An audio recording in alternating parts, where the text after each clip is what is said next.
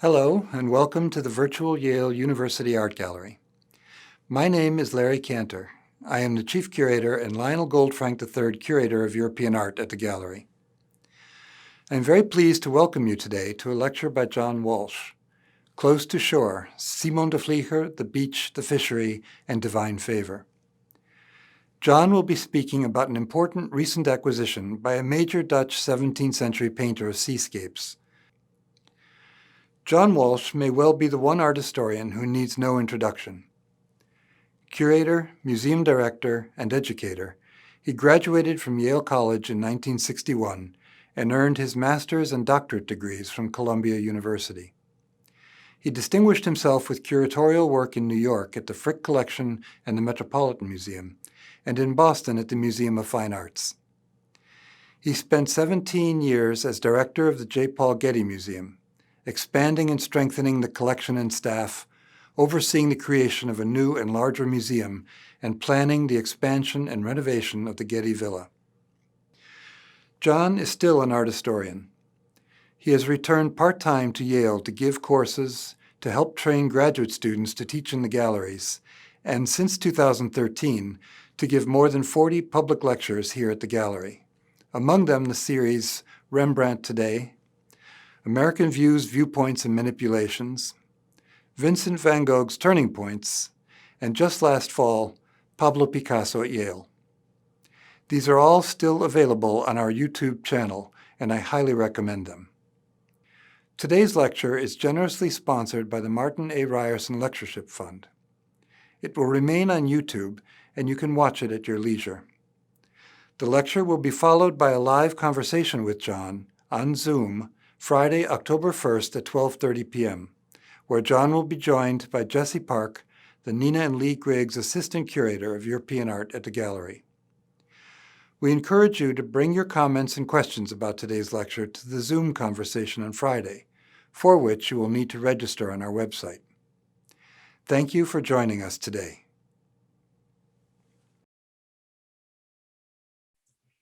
Thanks for the kind introduction, Larry. I'm really glad that you managed to get so much done in all those months while the gallery had to be closed. That includes acquiring some marvelous new pictures, including the one I'm going to talk about today, which is this large picture by an artist I love, Simon de Vlieger. First, I'm going to show it in a brief silent video that was shot in the conservation studio, and then I'll explore it in more detail.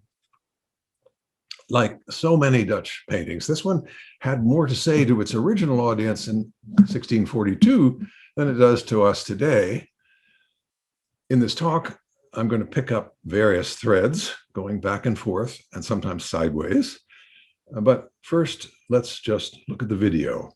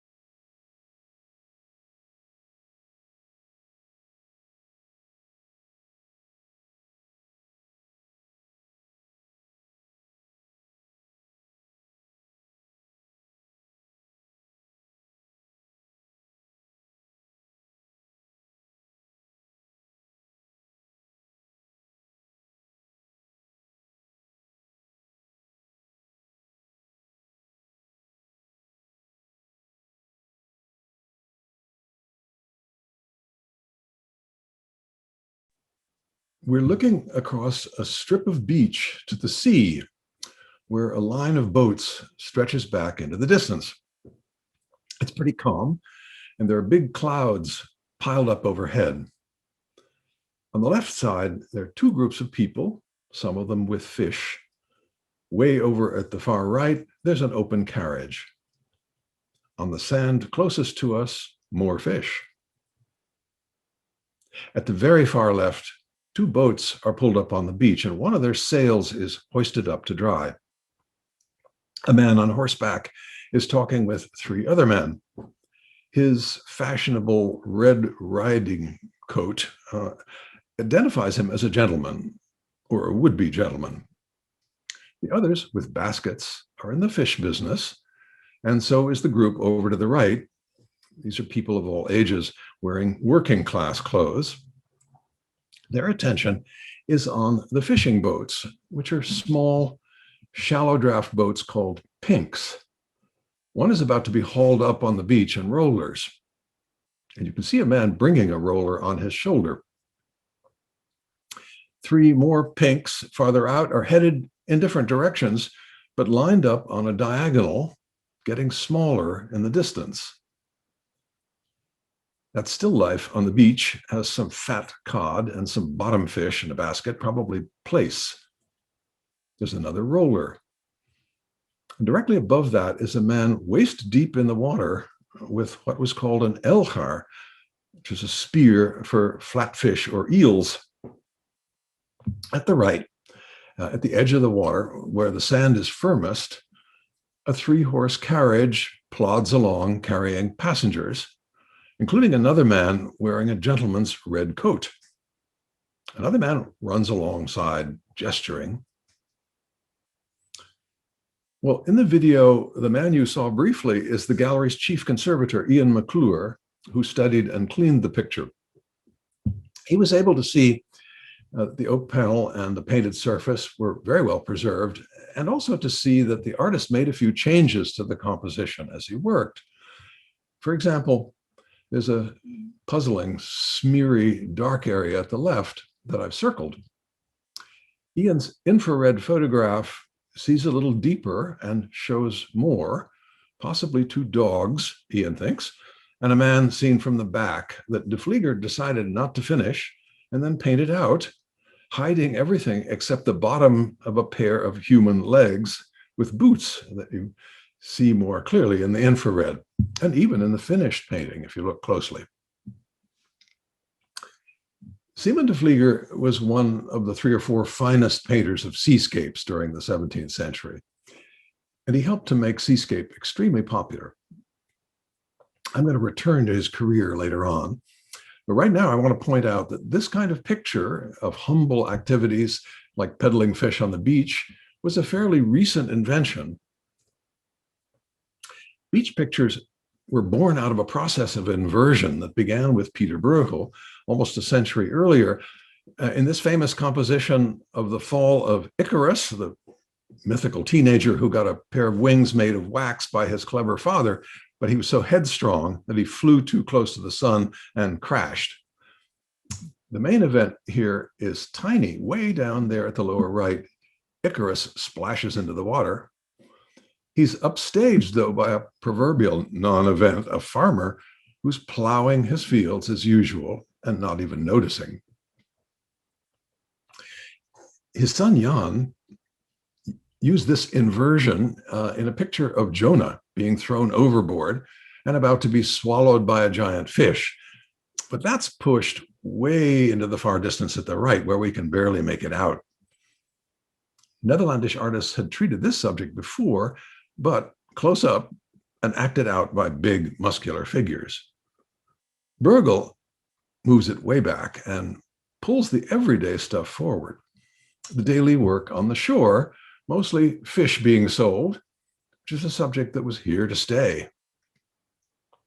He also supplies a fantastic landscape, a mashup of rocks and castles and jagged peaks, all imaginary. But paintings of beach views were rare in the early 17th century. This one combines some naval goings-on in the background with a beach in the foreground with fishermen and their catches and a fishing pink on rollers being unloaded.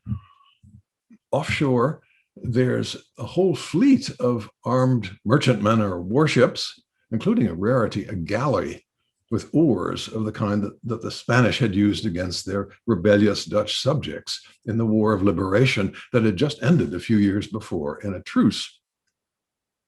What, if anything, this gathering of ships commemorates, we don't know. The painter threw in a bit of fantasy landscape at the far right with a cliff and fir trees and a castle overlooking a beach where some very Dutch business is going on. He took a rare real-life event to attract artists down to the beach to observe and draw what they saw. This was the stranding of a pilot whale, probably the biggest creature that anybody there had ever seen. In the popular imagination, whales belong to the horrors of the deep, terrifying creatures ever since the Middle Ages, and never actually seen since they hadn't yet been hunted in the Arctic as they were going to be a half a century or so later. This one is being admired and measured and is going to be visited by that long parade of people approaching in the background. 4 years later, Goltzius was at it again, but this time it was a sperm whale that he drew in careful detail, enormous. It's being measured and admired for the wondrous size of its sex organ and tapped for its payload, which was this spermaceti oil that was so praised as a bright and long-lasting lamp fuel.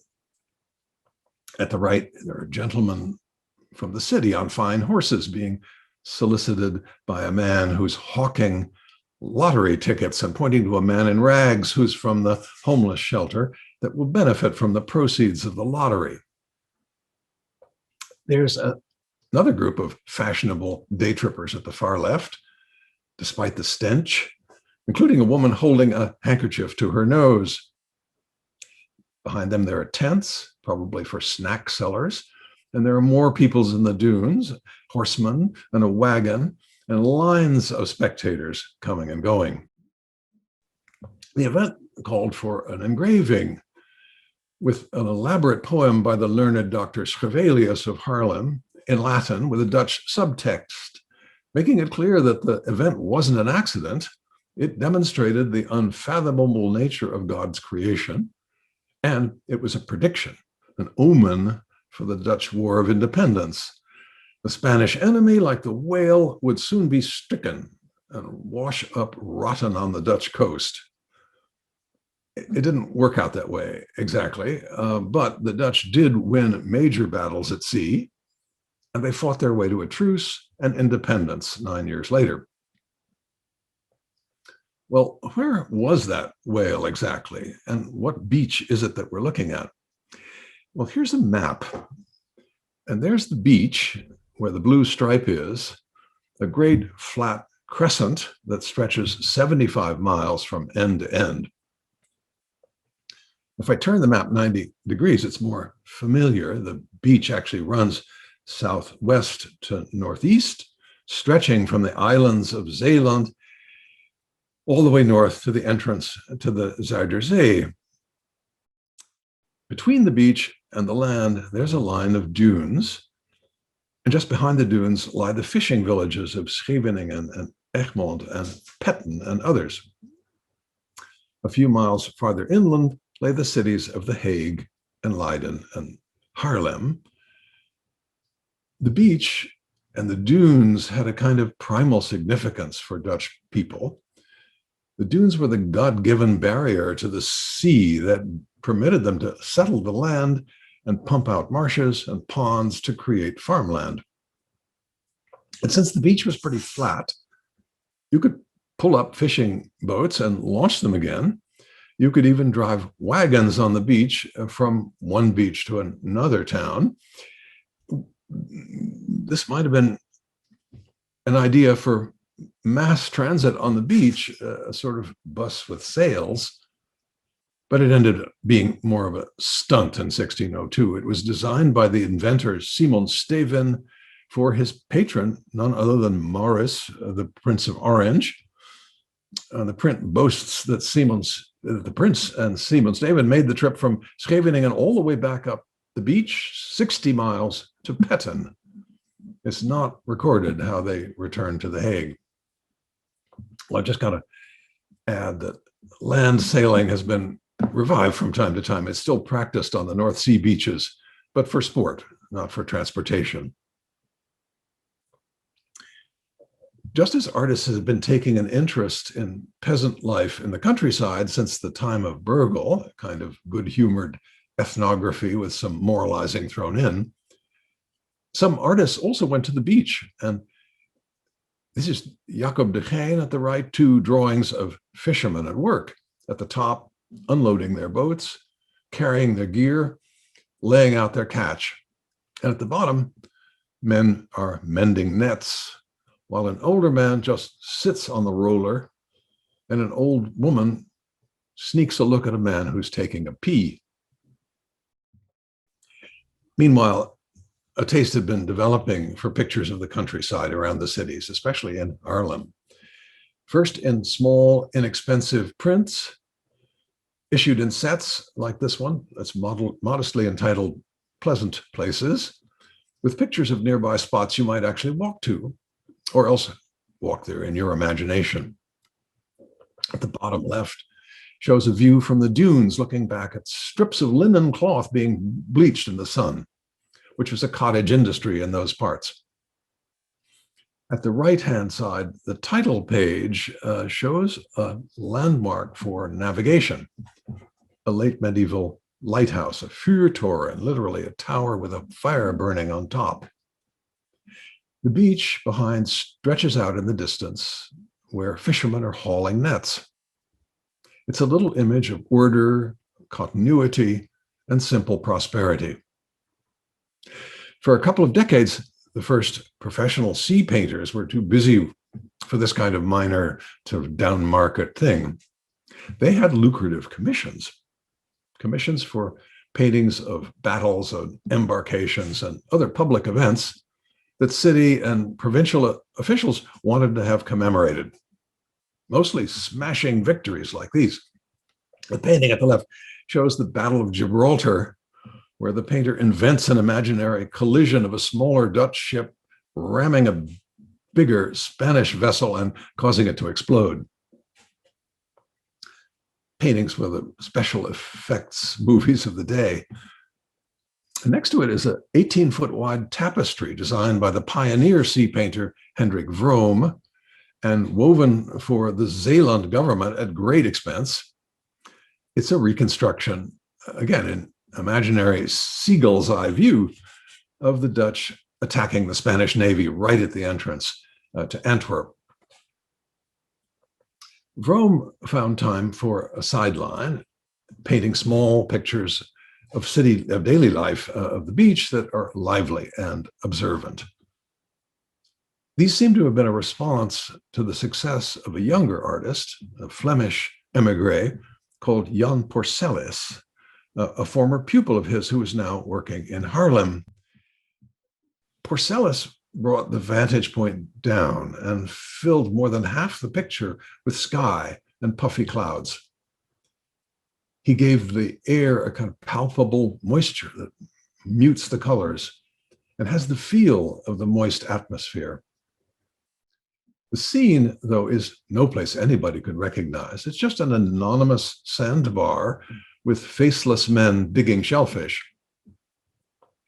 Paintings like this, though, became popular, and they brought about a decisive change in focus on the simple daily tasks that provided people with a living. And just as important, they are sensitive to the subtleties of the weather and the moods of the sea. This is where Simon de Vlieger got his start. You could see for yourself what a leap this was, looking at a painting at Yale upstairs by Porcellus, and you can feel the force of the wind on the sails in the picture at the right and the immense high clouds moving above. Simon de Vlieger mastered the depiction of ships and waves and the massive clouds. You can see that in this early work on the left that was formally attributed to Porcellus. Porcellus went even farther in this radical direction, and he removed all references to land and all bright colors. But he died not long after painting this. A year or two later, de Vlieger painted one of the first and greatest of all his views of the beach, with a really glorious sky, with grand undulating clouds that let beams of light make shifting patches on the beach. The clouds move toward land. They pile up above the dunes as they rise behind the figures. The clouds energize the scene and they strengthen the design. The action here has a lot in common with the Yale painting that you've seen. It's the end of the day. Some fishing pinks have already returned. The nearest one is propped up and being unloaded. At the right, there are men with baskets and women who look to be buying fish, which is displayed on the sand and will probably end up in a couple of hours' time in a fish stall in The Hague a few miles away, like this one. De Vlieger's audience would recognize the cod in the foreground and the smaller flat fish that the women are bending over to pick out. Young boys are doing the work, while older men look on with an air of patriarchal dignity. And one man at the very far right stands on his wagon and looks out to sea, where he can spot two more boats, the far left, with their catches headed in, which explains why the crowd here hasn't dispersed yet. There may be more and better fish on the way. There are gentlefolk here too, a pair of riders with greyhound there in the middle. And way down the beach, you can just make out a four-hand carriage with white horses, probably well-to-do visitors from The Hague. The view seems to go on forever, dotted with boats that diminish to nothing. There's only one detail to suggest a wider world of seafaring. On the very left edge, a much larger commercial vessel. The sea is gentle. The picture, I think, expresses a benevolent relation of nature to humans. But there were other possibilities for picturing the beach, and de Vlieger seized on them. A couple of years earlier, Porcellus had painted a new kind of life and death beach scene. The boats at the left and the men at work are what you expect, but out offshore, one big ship is half dismasted and already in big trouble. Closer in, another ship is half sunk and going aground in the shallows. There's been a tremendous storm. It's still blowing hard, but the clouds are opening up to blue sky, and there's a rescue underway with spectators on the beach. Nearest to us is a couple, well-dressed people out from the city, taking it in. Well, taking what in? Not just the thrilling weather, I think, or the hair-raising action. I think they're there to witness the fact that the fishermen are going on doing their jobs without a thought about what's going on. The ambition of those men in the big ships that's brought them to ruin. It's the eternal lesson of so much Dutch art. Beware of what you wish for. Your worldly ambition may be vanity. What God gives, God may take away, including life itself. And they might be thinking about the heedless fishermen on the beach, people who don't run much risk and are content with a modest return.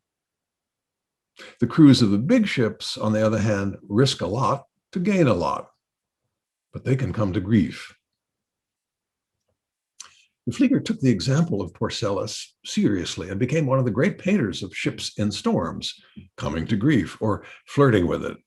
Here's Porcellus at the time he arrived in Haarlem. Massive clouds, big ship, helpless, barely kept from foundering on the rocks by a single anchor line, while other ships are fighting to keep clear of the rocks. And here is de Vlieger. His horizon is even lower. The clouds are even more massive. The play of light is even more theatrical. The situation is tense, but in a different way.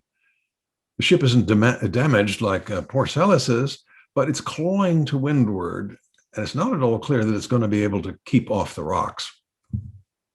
Right in front of us is a boatload of oarsmen, one of whom flings up his arms in desperation.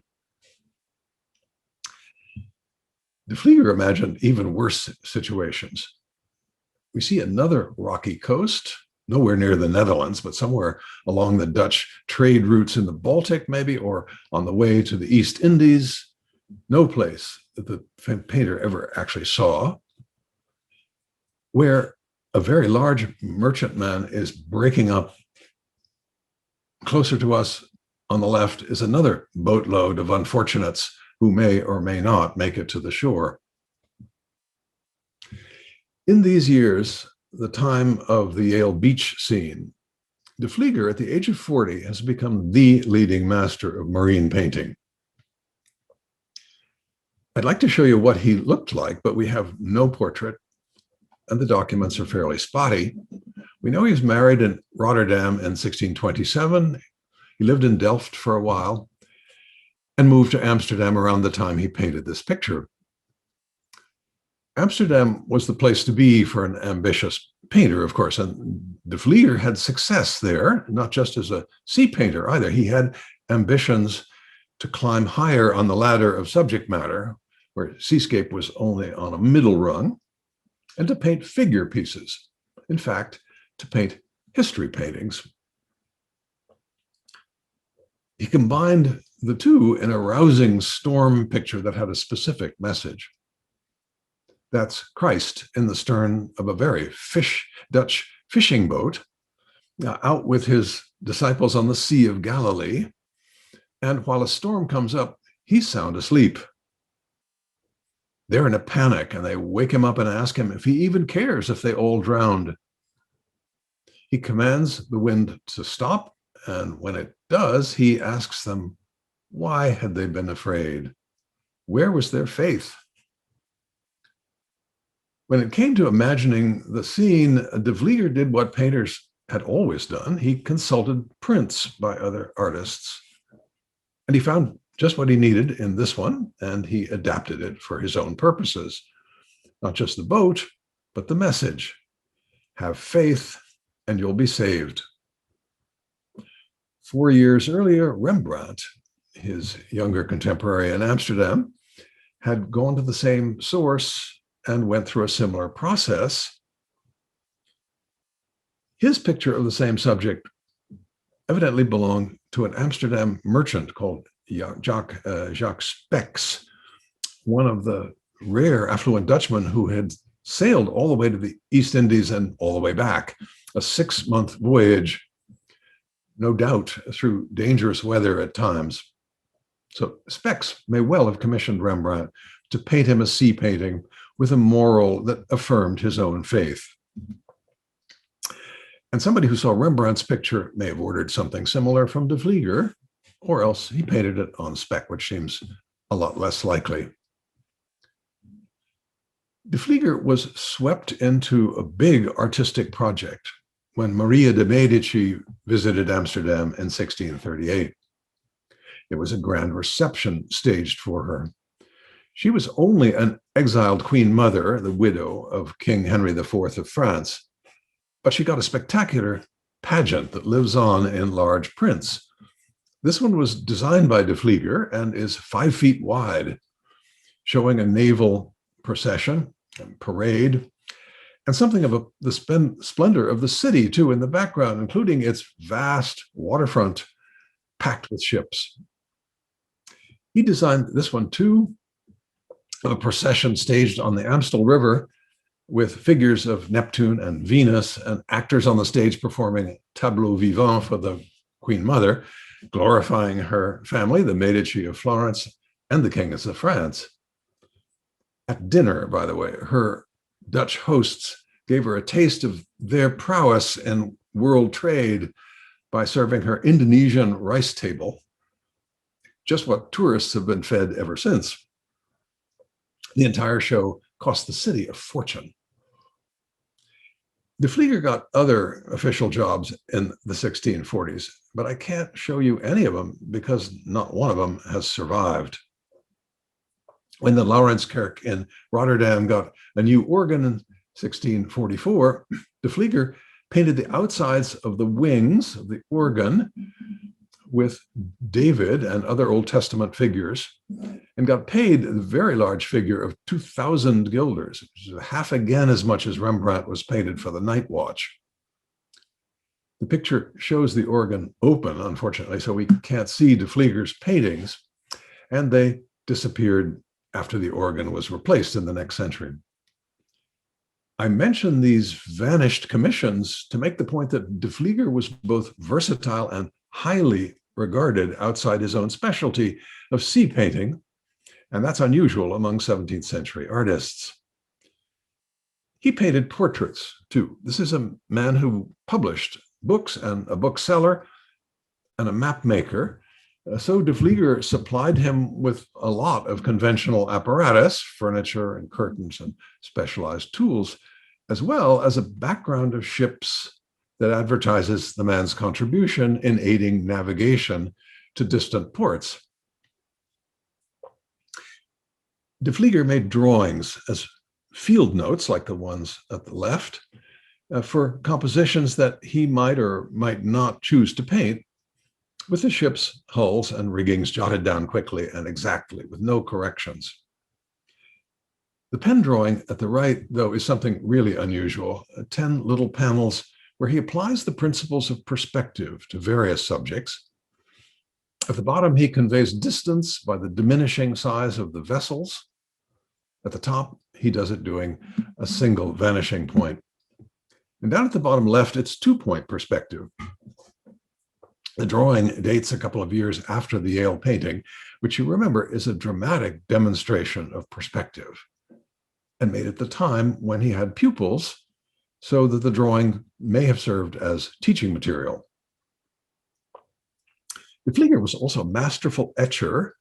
Here the subject is familiar from the beach paintings, fishermen and their families, the wagons, the horses being fed, dogs sniffing around, and a lot of other entertaining details. Other etchings are mostly of humble subjects like cottages and woods and farm animals and dogs. Here at the bottom, that's a guard dog, and above it, a drawing of the dog off duty. And at the right, a pair of hyper-alert greyhounds with a snoozing guard dog behind them. De Vlieger also made finished drawings on colored paper. Drawings he made not as studies, but to sell as works of art in their own right. There are rustic views, walks in the woods, ruins, peasant dwellings, scenes of a type for which the next century coined the term picturesque.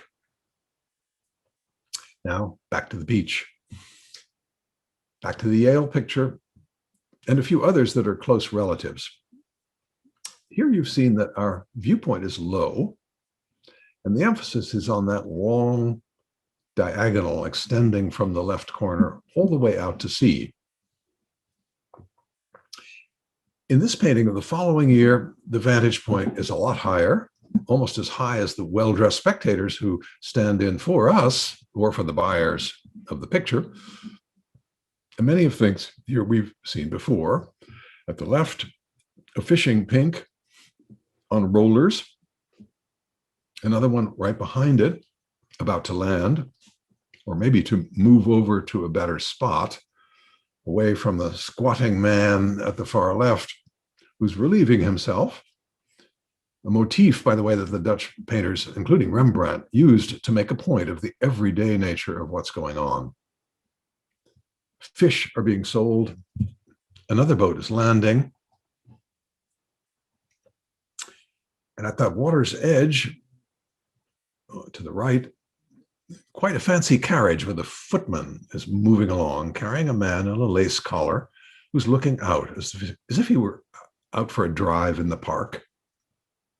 All this is bathed in silvery afternoon light from a sun that's muted by the huge billowing tower of cloud. The image, again, has that quality of benevolence and order that we've seen earlier, and it's the opposite of another kind of picture de Vlieger was painting, a shipwreck, far from home, a terrifying lesson, a rebuke to human ambition. These images exemplify two sides of the human condition, a thought that would arise in the mind of many viewers, especially the literate or pious ones, who were numerous. Here's an even more ambitious version of the bright side by de Vlieger, of harmonious goings-on under another glorious sky. Out there in deeper water, there are many warships and armed merchantmen. The locale is evidently a stretch of the North Sea beach at Den Helder, north of Amsterdam and near the entrance to the Zuiderzee, where deep draft ships could assemble or just wait for a favorable tide. De Vlieger's audience would have recognized the ship that's firing the salute at the left. It was the Amelia, a celebrity ship, the flagship of Admiral Martin Tromp. It was the biggest warship in the fleet when it was built. It had seen action against the Spanish, including a great victory off the English coast that earned Tromp a staggering prize of 10,000 guilders. And there are dozens of incidents here, including impolite ones. At the left, next to the man with the spyglass, there's another man peeing. Down the slope, there's some hanky-panky going on among fisher folk. The wagon is being loaded with a wholesale load of fish while the dray horses are nuzzling. Further over to the right, some well-dressed city folk are talking with fishermen. And here in the center, passengers from larger ships are being ferried ashore in small boats, and one woman is being toted over on a man's back to spare her dress. Other people wave to greet them. In the foreground at the right, an older man is getting paid for a big cod by a woman who's already got a basket load of. Farther over, there's a show of horsemanship by an elegantly dressed rider with a couple of sleek hounds. Behind him, there's some repair to the jetty going on. A group of people around the pile driver are serving as counterweights to hoist up the heavy weight. It looks like a barn raising. So what did Dutch people see in all this? Like us, they certainly appreciated the lively and subtle light and the gorgeous clouds and the composition that's full of amusing things. And many of them saw more. They saw their own success, Dutch success, spelled out in a picture. Living in a tiny nation that was a place of sand and swamps and low agricultural output, they had had the ingenuity to exploit the gifts that nature gave them, the sea and the river and the wind, the ingenuity to pump out the land and to build the greatest merchant fleet ever. So the Dutch ships went to the ends of the earth and transported the world's goods. Their parents' generation had had the faith and the courage to throw off Spanish tyranny. They believed they enjoyed God's favor. De Vlieger's pictures, like so many other landscapes and seascapes, advertise their achievements and celebrate them. Here, I want to make a comment about pictures with large seagoing vessels that appealed to the pride of upper-class Dutchmen. And I want to acknowledge something that's always out of the frame. The fact that the Dutch trading economy was strengthened substantially by the slave trade. Slavery was the shadow side of Dutch success, to borrow the phrase of Carl Jung. And in the paintings, we mostly see the bright side. It's good to recall the realities that Dutch ships operating under the aegis of a Dutch monopoly, the West India Company, transported enslaved African people across the Atlantic to the Brazilian sugar plantations that the Dutch had seized from Portugal in de Vlieger's time. Dutch ships and others transported slaves from Bengal in India to work the Dutch plantations in the Spice Islands and to produce pepper and other spices for export and sale in Europe at enormous profit. Subject of human trafficking in the Dutch Golden Age is not something I can explore here. The Rijksmuseum has been doing that in recent years. Their current exhibition is simply called Slavery, and I can recommend that you get the excellent catalog of the show.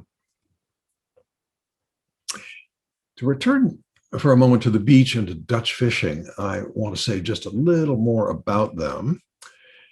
Fishing off the beach in Holland, what we see in the Yale picture and on the rivers and inland seas, was for local consumption.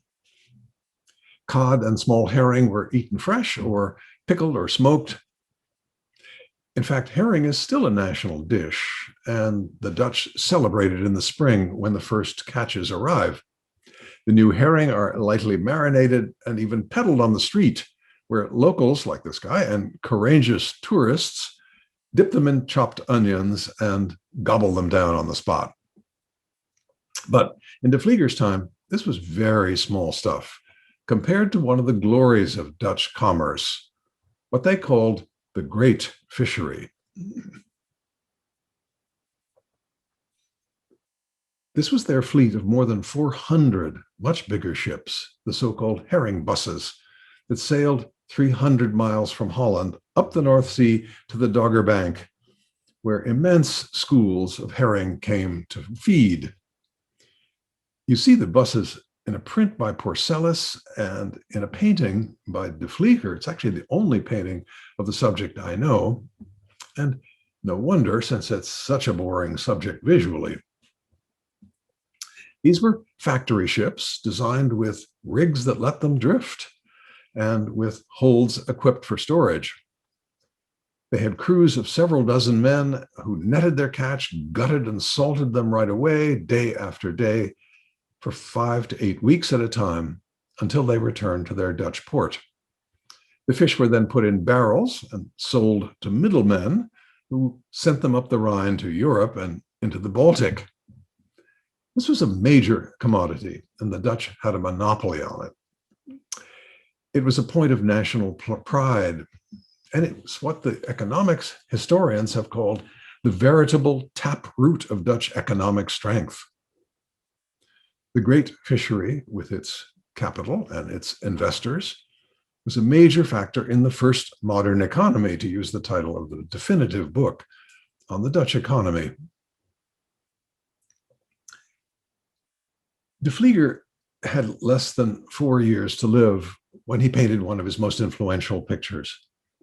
It shows the Dutch inland fleet becalmed on the Maas River in a recreation of an actual event, the inspection by the stadtholder Frederik Hendrik, who was the chief of state and the admiral of the fleet. He's in the middle, in the stern of his own rowboat, with a white feather in his hat.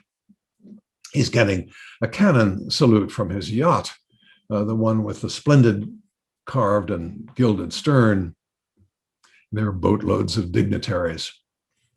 This was an image of pure naval power, minus fishermen, and it had an immediate appeal for Dutch audiences. A painter in Amsterdam picked it up right away and made it his specialty, Jan van de Capelle. It's recorded that he taught himself how to paint, which is hard to imagine when you see how meticulous the depiction of vessels is here and how glorious the light and the reflections and sky are. Again, it's a display of Dutch maritime prowess. The composition is based on de Vlieger, but this beach scene by Capelle is an original invention, and it's one of the most beautiful of all in the way he treats the towering sky and the shifting light and the moist gray air. There aren't any fishermen, but instead there are travelers at the left with a boy and a servant in Middle Eastern costume and their baggage, while at the right a trunk is being carried ashore and a male passenger is being carried too at the right. Before he died in his early 50s, Simon de Vlieger taught the greatest of all Dutch sea painters, Willem van der Velde the Younger. He and his brother Adrian collaborated on several beach paintings that take a different turn and have a different flavor.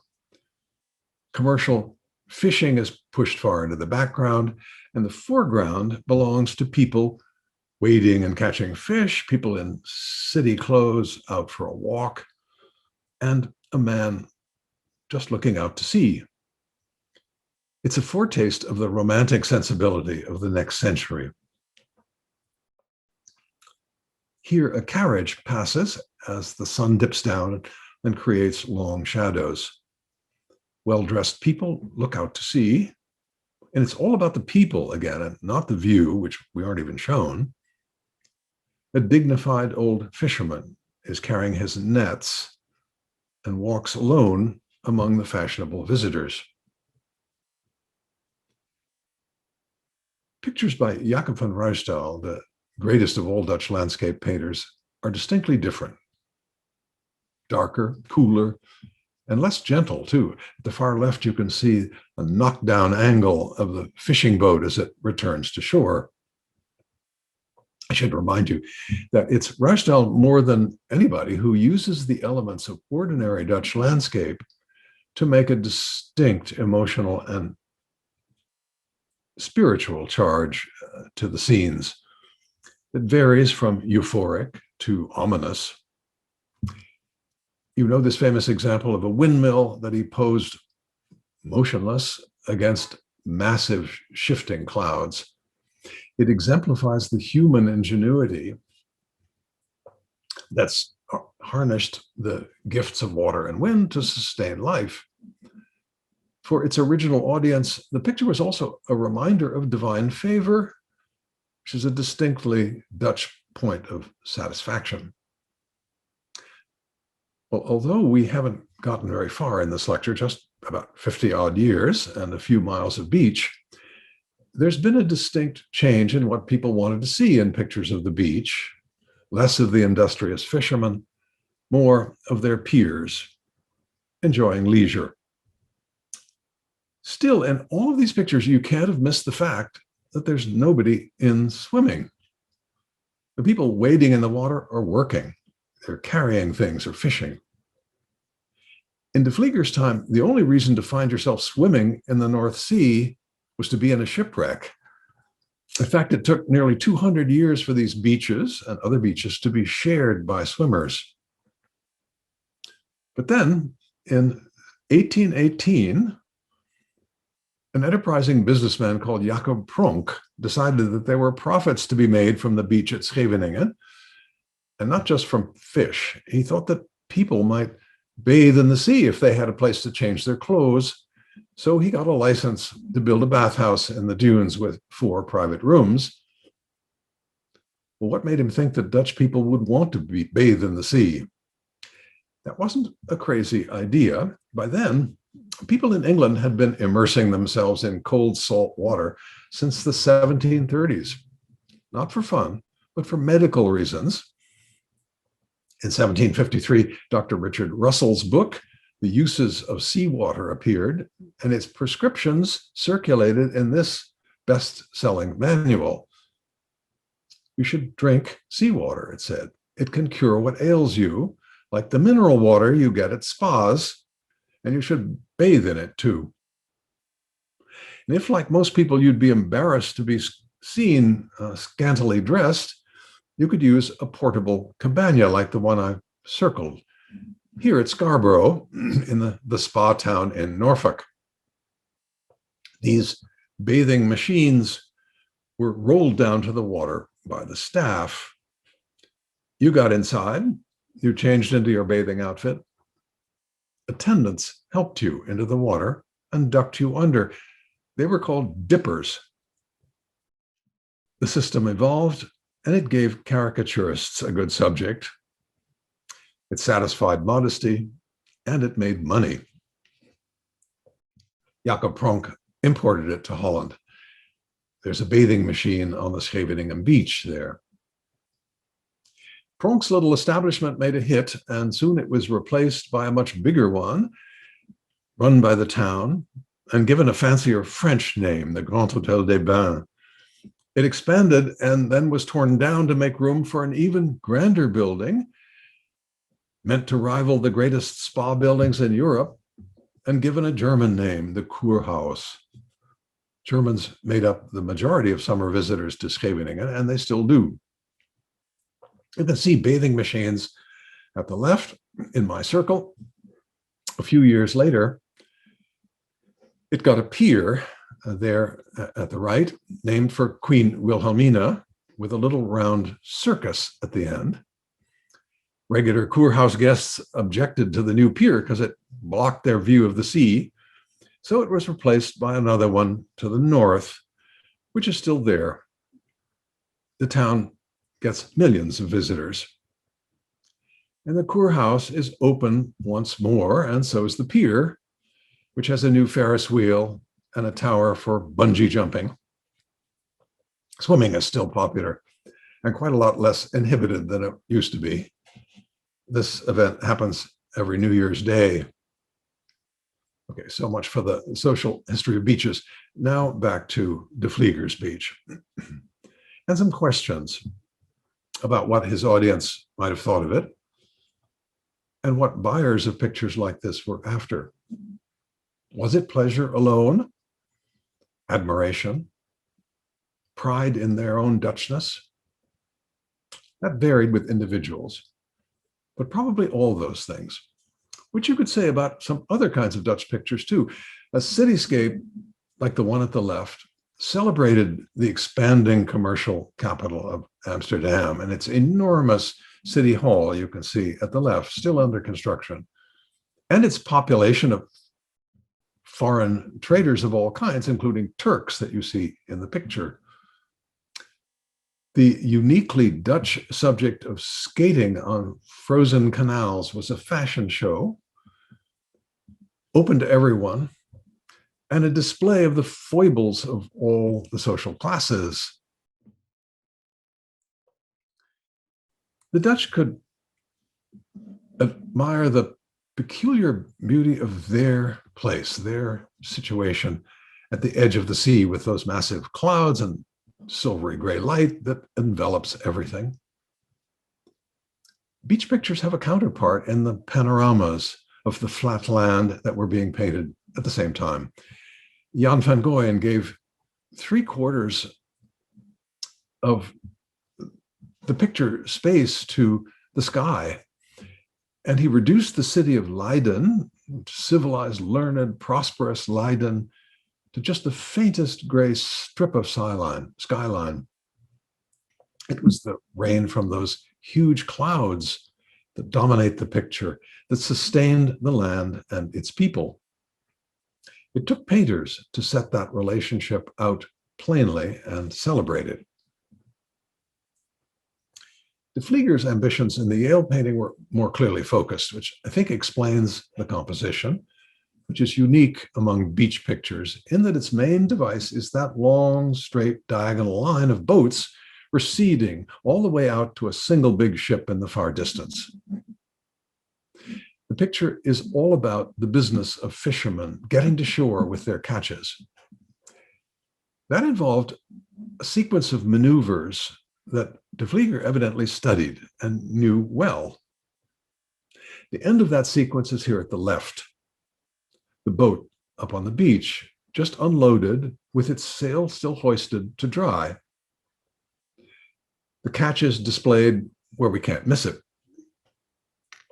The next boat in will be the one with sails down that's being held back by 3 men who lean on the hull while another man climbs out. And a roller arrives on the shoulder of another man. Further out is a boat turning away from the beach and being lifted by a wave. It's going to be the next one in. The last 2 boats are sailing away from the shore.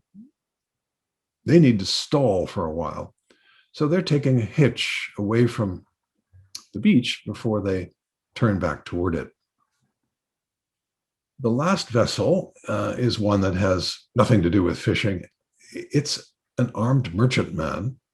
I think it's there as a nod to the wider world beyond the beach, north up to the Baltic, south around to the East Indies, that vast sphere of maritime influence and profit that the Dutch commanded.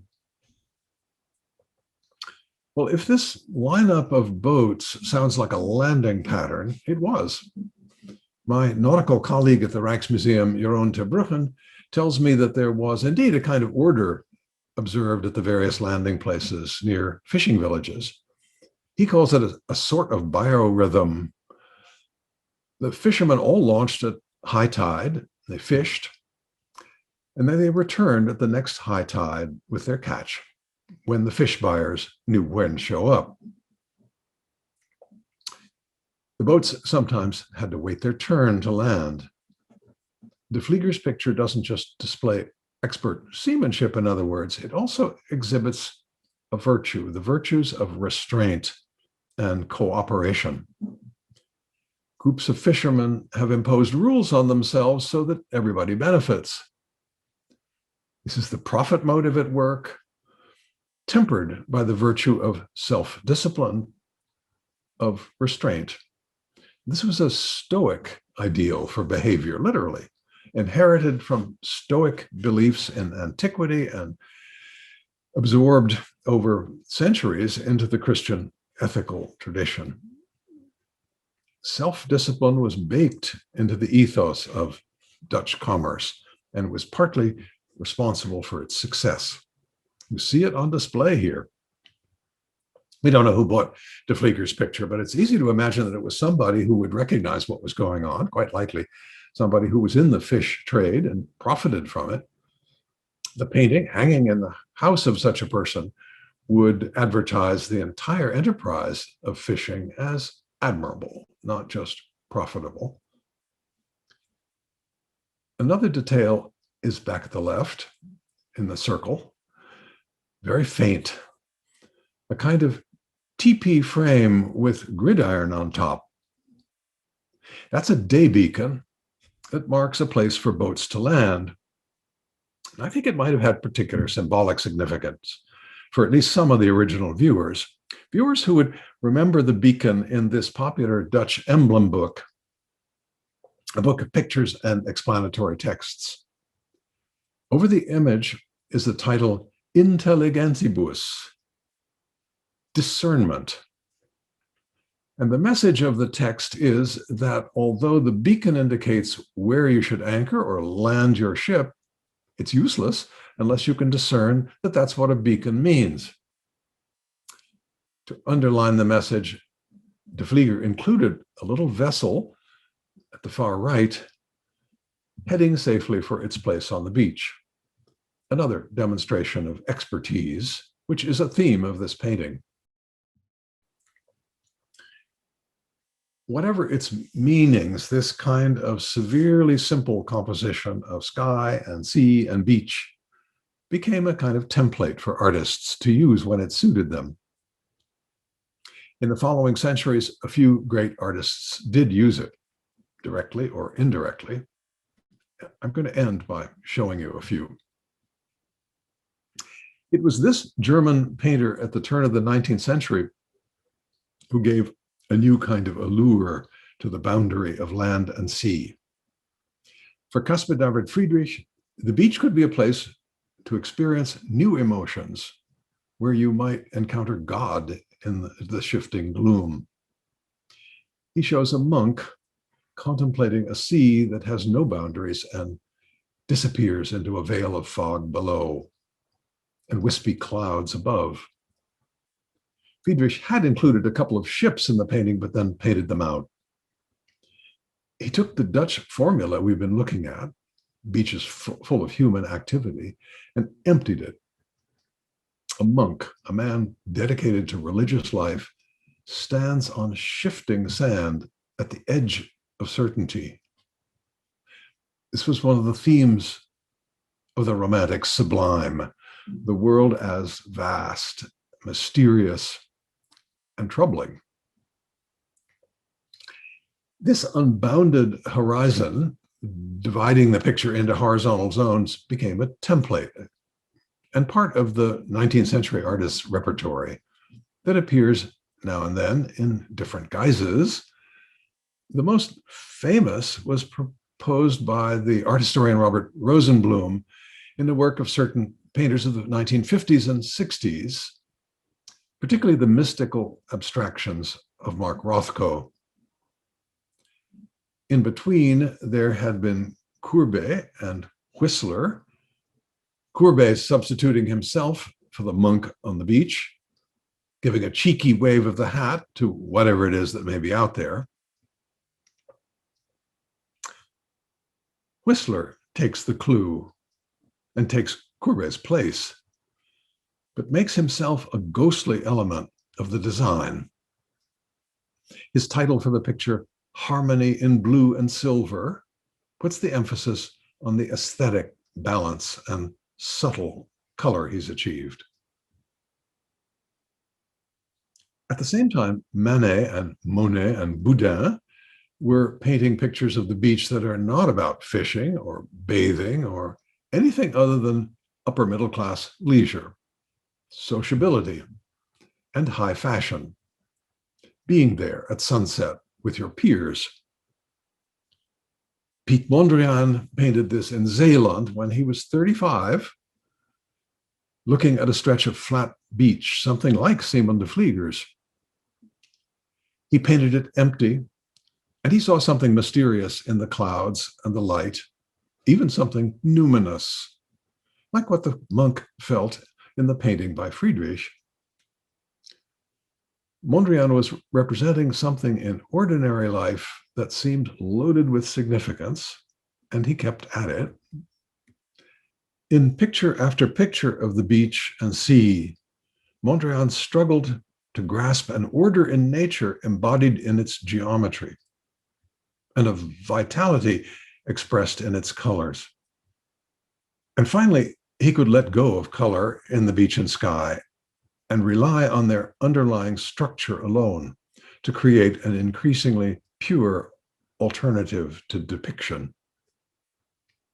A distant ancestor of these paintings, the new de Vlieger, is waiting for you to come to visit the galleries. So please do that as soon as you can. Inspect it for yourself. I hope this talk has been useful to you. And I'm very grateful for your attention today. Thank you.